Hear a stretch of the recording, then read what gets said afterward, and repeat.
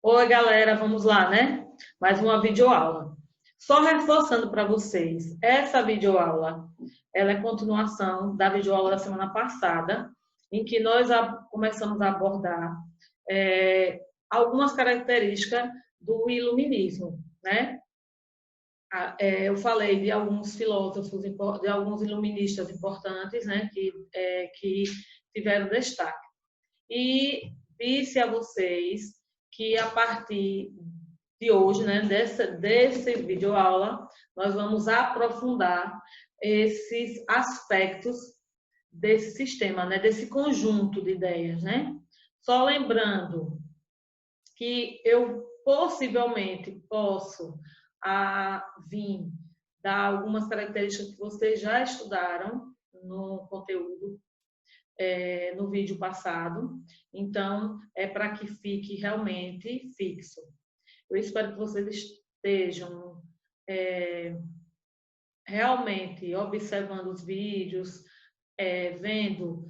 Se no caso se tiver dúvida, que volte esses vídeos, né? Que no livro de vocês nós vamos complementar, né, a informação que é do capítulo 12. No capítulo, ele traz assim, o iluminismo e o desportismo esclarecido. Lembra, nós falamos das origens, né? Que as origens, como a gente vai ressaltar aqui, foi, na maioria das vezes, transformações ocorridas na Europa, lá no século XVII, que se estendeu ao século XVIII, né? Alteraram aí a forma de pensar do mundo. E nisso desenvolveu-se, então, uma nova filosofia que dava suporte a essas transformações, né? Em especial, o espírito do capitalismo, né? Os iniciadores dessa filosofia foram o francês René Descartes, que a gente vai estudar daqui a pouco, bem aprofundado, e o inglês Isaac Newton. Também John Locke e o holandês Baruch Spinoza, tá certo? Os principais racionalistas, a gente vai falar daqui a pouco, Descartes, né? Isaac Newton e Spinoza. Cada um vai ter a sua teoria. Eu especifiquei na aula passada, mas essa aqui a gente vai falar também bem característico, tá certo? Então, um ponto que a gente tem que destacar desse conjunto de ideias é o que foi essa revolução do iluminismo na França. Por que na França? Porque no início lá do século XVIII, o absolutismo e as condições de produção inspiraram os principais mercantilistas, né? Esses apresentavam intensos sinais de desgastes, né? O iluminismo, ou seja, o iluminismo ou ilustração, ele refletia esse cenário aí, trazendo o quê? Anseios e criticando o absolutismo, a religião e os princípios mercantilistas como elementos limitadores da sociedade como um todo, né? Teve intensa repercussão em toda a Europa e nas Américas, inspirado aí na independência das colônias inglesas e na América do Norte, nos Estados Unidos. E as rebeliões anticoloniais no Brasil, como a Inconfidência Mineira.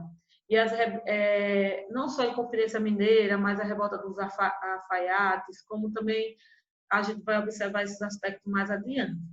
No período iluminismo, que também ficou conhecido aí, como vocês veem no primeiro slide, como o século das luzes, por jogar luzes naquele cenário envolto por trevas, e ficaria conhecido aí como o antigo regime. O iluminismo era fundamentalmente racionalista. Os filósofos iluministas, eles acreditavam que a razão era a única forma de atingir o conhecimento. Então, as informações coletadas pelos sentidos eram a matéria-prima a ser trabalhada pela razão. Os iluministas receberam grande influência de pensadores do século XVII, como Descartes e Locke também. E para os iluministas, o universo ele era regido por leis naturais, que podiam ser determinadas ou estudadas, né? Determinadas e estudadas. afastando-se assim a ideia de que o fenômeno da natureza e da sociedade era regido exclusivamente por Deus. E a maior crítica, eles criticavam muito a igreja, né? Mas assim, os filósofos, nem todos,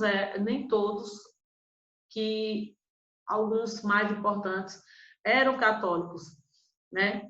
A maioria, claro que não, mas eles não eram ateus. Achavam que a sociedade devia ser organizada, objetivando aí a felicidade e o prazer dos seres humanos, tá certo? Então, vamos rapidamente as informações do slide, né? O iluminismo ele foi um conjunto de ideias que tiveram início na Europa no século XVII e se desenvolveu especialmente no século XVIII. Como eu já terminei de falar, ele ficou conhecido como século das luzes ou da ilustração. Esse pensamento iluminista ele teve a sua maior expressão na França. E da França ele se difundiu pelo mundo, influenciando aí os movimentos de independência das 13 colônias, a Revolução Francesa, e movimentos de independência na América Latina, inclusive o Brasil, como eu já terminei de destacar, a Inconfidência Mineira e os movimentos e alfaiate também. É bom destacar o que é iluminismo, né? Um movimento intelectual, ou seja, ele é um conjunto de ideias. Já os iluministas, eles eram filósofos que desenvolveram essa ideia. Então, as condições para esse desenvolvimento do iluminismo, a gente tem que observar aspectos que foram importantíssimos para isso, como a Revolução Científica do século XVII. Por quê? Porque foi um movimento que mudou a visão do homem moderno, aquele homem que ele, nesse contexto, ele deveria utilizar-se da razão e da ciência para explicar a realidade.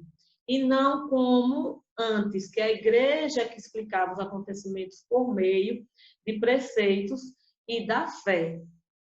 Também a gente tem que observar outro aspecto, que é a crise do antigo regime. Ou seja, o que foi essa crise? Foi uma insatisfação contra os governos aí absolutistas. Também é importante se destacar a ascensão econômica da burguesia.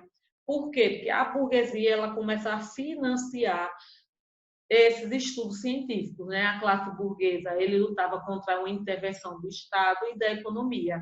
E com isso ele fazia com que as pessoas se informassem. Essa informação ela vinha de acordo com as pesquisas fornecidas por esses iluministas. Os pensadores iluministas também foram importantes, por quê? Porque nessa condição para esse desenvolvimento, eles criticavam o antigo regime, combatendo aí o absolutismo dos reis e os privilégios da nobreza, do clero, bem como a imposição religiosa e as práticas mercantilistas. Então, todos esses aspectos que eu falei agora, eles foram essenciais, foram condicionados para esse desenvolvimento do iluminismo.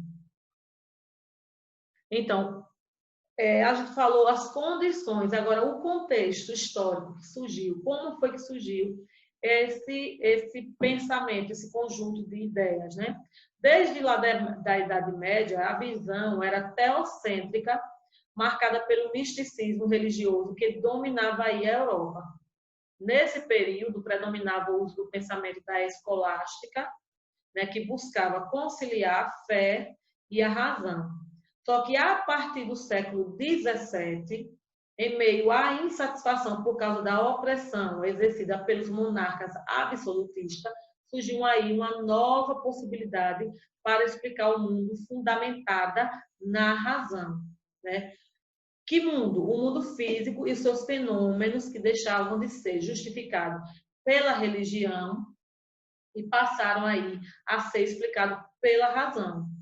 Era a valorização da ciência e da racionalidade como forma de eliminar a ignorância dos seres humanos acerca da natureza da sociedade.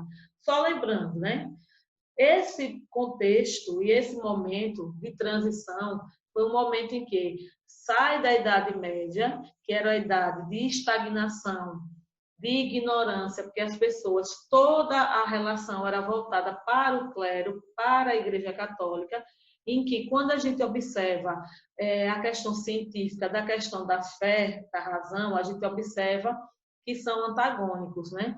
Que nunca um cientista, ele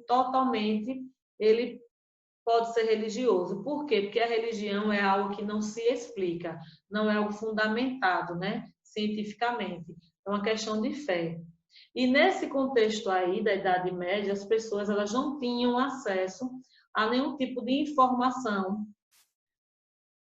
mesmo a informação, a gente nem vai falar no contexto científico, mas a informação que eu estou dizendo em relação às práticas da Igreja Católica, no que tange a gente falar em relação à Bíblia, eles não tinham nem acesso. Então, imagine ter acesso a outras obras científicas, né?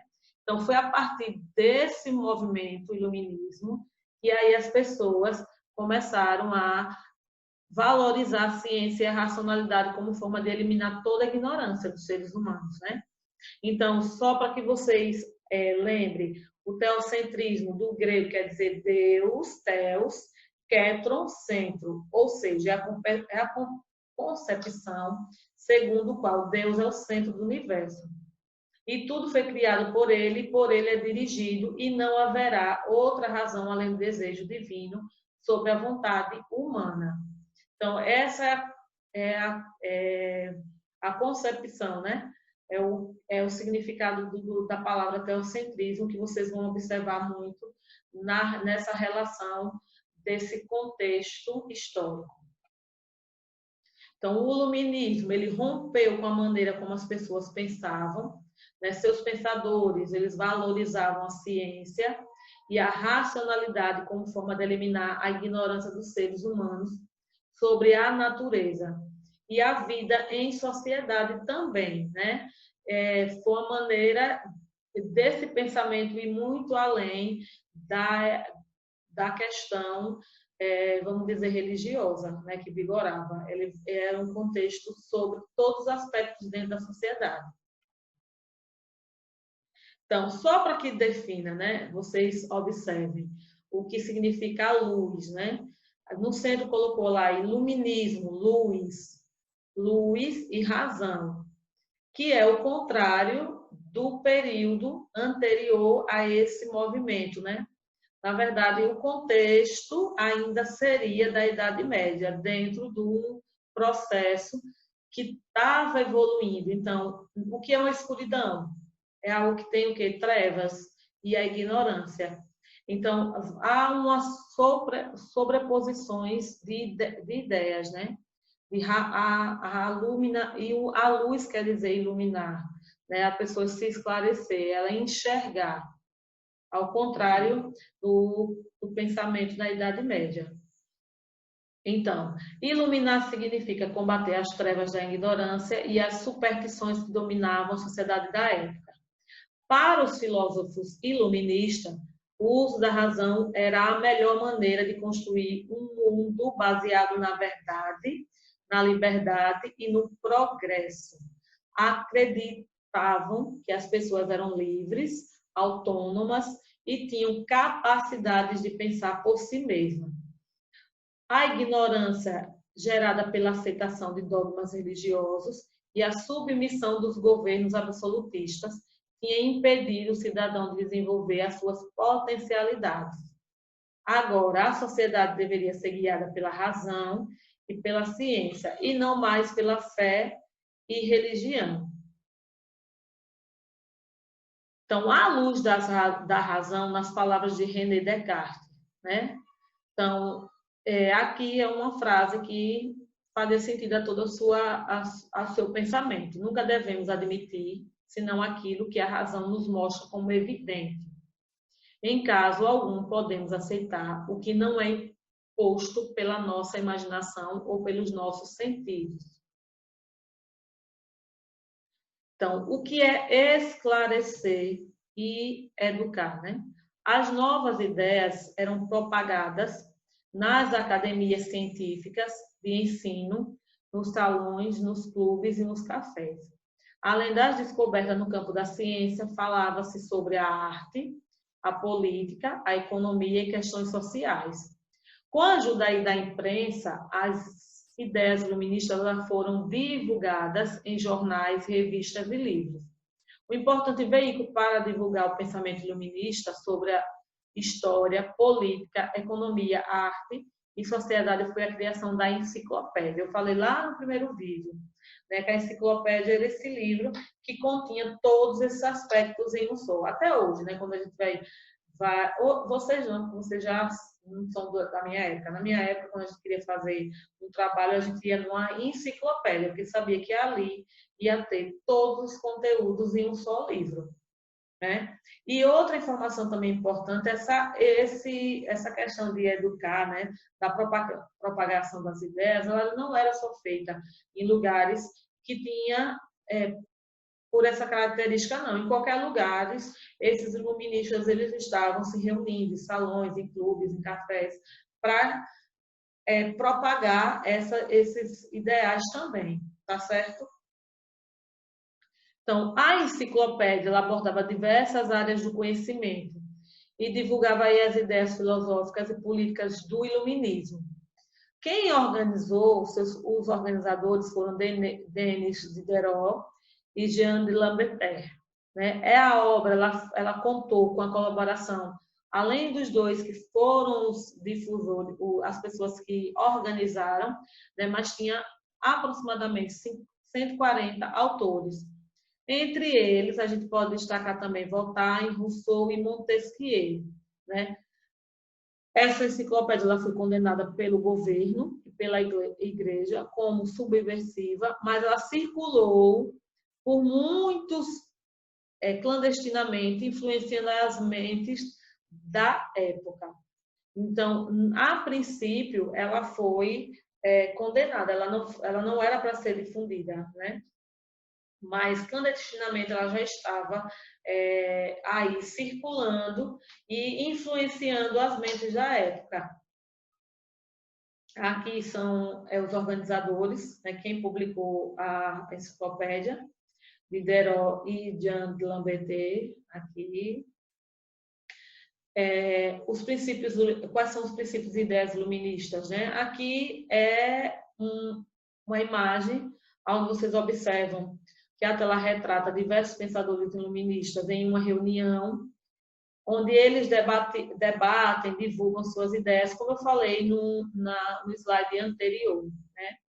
Não era só em lugares que a gente considera como um lugar que vai ser uma produção científica, mas em qualquer lugar eles se reuniam para essas práticas. Então, o que é que o iluminismo ele defendia? Retomando, né? A igualdade jurídica, a tolerância religiosa e filosófica, a liberdade pessoal e social, o direito à propriedade privada, a defesa do contrato com a mediação das relações sociais, a maior participação política da sociedade e um governo representativo. E, ao mesmo tempo que eles defendiam, eles também combatiam o absolutismo monárquico, a intervenção do Estado na vida econômica, ou seja, o mercantilismo, a tese do direito divino dos reis, a participação da igreja na vida pública e as verdades reveladas pela fé.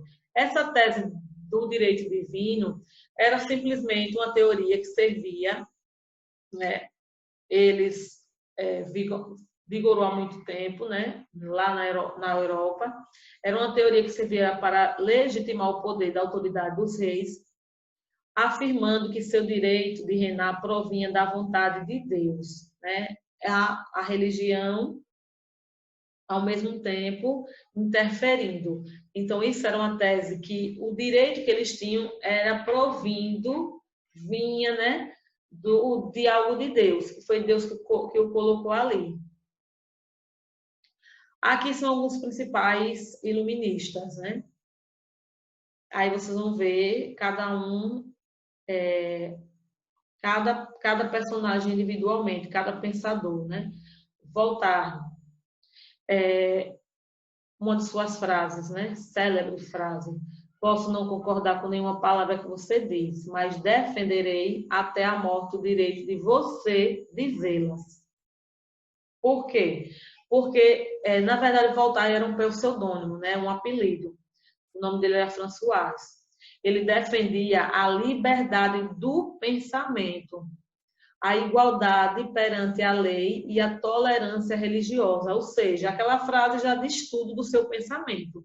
Ele não concordava, mas ele achava importante a pessoa ter o seu próprio pensamento. A defesa defendia a todo custo que cada um ele deveria ter a liberdade de dizer o que pensa e não ser um repetidor, né? De tudo aquilo que ser um copiador de algo que acreditava de outra pessoa. Então ele criticava a igreja e o absolutismo, propondo a participação da burguesia esclarecida no governo. Já Jean-Jacques Rousseau, aqui é uma frase: o homem nasce bom, a sociedade o corrompe. Será que vocês acham isso? Isso é uma definição que hoje é muito comum, né, dentro da política, né? Então, ele escreve várias obras. As mais destacadas são Discurso sobre a Origem e os Fundamentos das Desigualdades entre os Homens. Ele criticava a propriedade privada por ser a raiz das infidelidades humanas. E ele também escreve o Contrato Social, onde ele defendia a ideia de um Estado democrático e garantisse aí a igualdade de direitos para todos. Já Montesquieu, né, a frase dele é uma verdade eterna. Qualquer pessoa que tem o poder tende a abusar dele. Para que não haja abuso, é preciso organizar as coisas de maneira que o poder seja contido pelo poder. Né? Aí dentre os filósofos, óbvio, né, todos teve sua contribuição. Mas o que a gente mais lembra é de Montesquieu, porque ele organizou essa questão da maneira do poder contido, né? Olha a frase dele: para que não haja abuso, é preciso organizar as coisas de maneira que o poder seja contido pelo poder. Ou seja, ele ali organizou, ele vai organizar, né? Ele deixa, tanto que essa forma de organização política do poder é vigorada até hoje, que ele cria os três poderes, que um contém o outro, é contido pelo outro. É uma organização para que nenhum poder sobressaia sobre o outro, mas que todos os poderes dependam do outro, que é o poder executivo, legislativo e o judiciário. Então, isso foi a maior contribuição dele. Obviamente que tiveram outras, né? Então, era contra o absolutismo, que era a forma de governo que concentrava todo o poder do país nas mãos do rei. Ele afirmava que somente o poder poderia limitar o poder. Ele criticava a interferência política do clero. Ele defendia aspectos democráticos, né, do governo e o respeito às leis. Em sua obra, O Espírito das Leis, ele defendia a divisão dos três poderes, que eu terminei de falar. O legislativo, composto pelos representantes da população, que fariam as leis do país. O executivo, responsável por executar essas leis e administrar os negócios públicos. E o judiciário, que era encarregado de aplicar essas leis. Essa divisão era o que garantia o cumprimento das leis vigentes e a liberdade dos cidadãos. John Locke, ele, a frase dele, ele fornece o espírito para o conhecimento, e só que esse pensar faz o nosso que lemos, né? John Locke, ele criticou a teoria do divino e dos reis e combateu também o absolutismo. Para ele, a soberania não reside no Estado, mas na população. admitia sua supremacia, mas este deveria respeitar as leis naturais e civil, zelar e defender os direitos naturais do cidadão, senão o povo deveria destituí-lo. Ele defendeu também a separação entre a igreja e o Estado e a liberdade religiosa. Ele acreditava que a mente de uma pessoa, ao nascer, era uma tábua rasa, uma espécie de folha em branca, e somente com as experiências vividas é que se adquiria conhecimento e personalidade. Uma nova economia. Agora eu vou fazer a correção das páginas. Deixa eu olhar aqui. Então, pegue o material da página 35 e a página 36. Então, vamos lá, né? A primeira questão da página 35. Relacione a revolução. Relaciona a revolução intelectual com as transformações da sociedade europeia do século XVII e do século XVIII, com especial a ascensão da burguesia. Então, o que a gente vai ter que destacar? Que as transformações ocorridas na Europa, isso no século XVII e no século XVIII, principalmente no que se refere à economia, alteraram a forma de pensar do mundo, né? Por quê? Porque desenvolveu aí uma filosofia que se reflete a essas transformações, em especial o espírito do capitalismo. A revolução intelectual ela fazia parte do processo de transformações, né, que passaram as sociedades europeias e americanas. Os pensadores do iluminismo eles contribuíram para os fundamentos teóricos e práticos das revoluções que já estavam acontecendo e iriam acontecer, né, como a Revolução Americana, que resultou na independência dos Estados Unidos, e a Revolução Francesa, que resultou na derrubada violenta do absolutismo e da nobreza. O iluminismo era racionalista. As informações coletadas pelos sentidos eram de matéria-prima a ser trabalhada pela razão.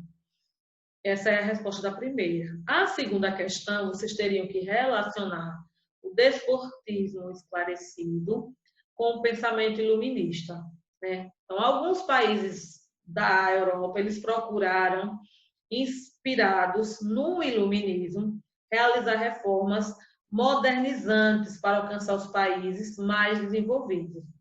Por essa razão, tais monarcas eles foram chamados de déspotas esclarecidos. Suas reformas econômicas e políticas caracterizado aí e denominado absolutismo ilustrado. Na terceira questão, quanto significado de liberdade para o pensamento político iluminista? Responda. Todo tipo de ação poderia ser exercido livremente? Não, né? Por quê? Porque os iluministas defendiam o livre comércio e a livre consciência, mas defendiam aí a subordinação, algo que a pessoa tinha subordinação, né, da vontade individual e a lei estabelecida pelo conjunto dos cidadãos através de um contrato social. E a quarta questão explica a seguinte afirmação. A fisiocracia representou uma crítica aos principais mercantilistas, né? Para os fisiocratas, a riqueza ela viria da natureza, ou seja, da agricultura, da mineração ou da pecuária. O comércio ele era considerado uma atividade estéril, já que não passava de uma troca de riquezas. Outro aspecto da fisiocracia que contrariava, né, ao mercantilismo era a relação de funcionamento da economia. Esta estava regida por leis naturais, né? Essas leis deveriam agir livremente. E a frase que melhor define esse pensamento fisiocrata os fisiocratas eram contra a intervenção do Estado e da economia, portanto, deixa fazer, deixa passar. Essa daqui foi a correção da página 36. Tem a parte da atividade complementar, mas eu não coloquei para vocês. Então, vai ficar para a próxima aula, ou seja, né? Próxima videoaula. Então, olhem direitinho a atividade.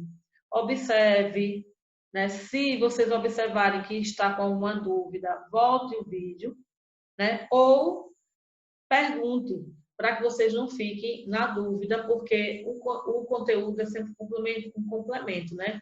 É algo, a história é como também a matemática. Vocês têm que ver, tem uma correlação, né?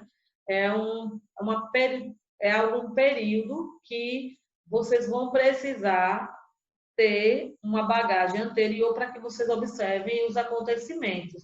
É algo que tem uma linha atemporal, tá certo? Então, façam as atividades e até a próxima videoaula.